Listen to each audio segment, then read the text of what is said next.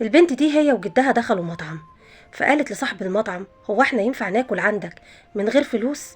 فقال لها طبعا ينفع جدا، اتفضلي اقعدي على الترابيزه وهنزلك طبقين حالا. فجدها لسه هيتكلم ويقول احنا معانا فلوس، فالبنت غمزت له علشان يسكت واخدته وقعدوا على الترابيزه. صاحب المطعم جاب لهم الاطباق وبيحطها على الترابيزه، اتفاجئ بان جدها بيطلع فلوس بيقول له حساب الاكل اهو. فالبنت قالت له انت بتعمل ايه؟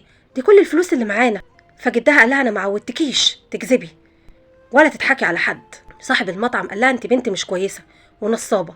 هنا البنت انهارت وعيطت وقالت له حرام عليكم كلكم ظالميني، احنا مش معانا الا الفلوس دي، والفلوس دي فلوس علاج جدي عنده مرض خبيث ومحتاج تغذيه ومحتاج علاج كتير وكلها فواتير عاليه، واحنا ما عندناش مصدر رزق، وانا بشتغل وبتعب علشان اقدر اطلع الفلوس القليله دي، وغصب عني اني اجي اطلب منكم اكل لاني ما باليد حيله.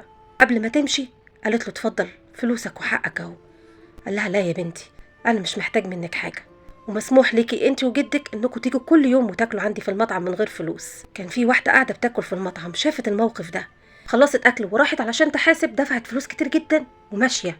صاحب المطعم قال لها طيب ثانيه واحده، خدي باقي فلوسك. قالت له انا ماليش باقي، هو انت عايز تعمل خير وغيرك لا؟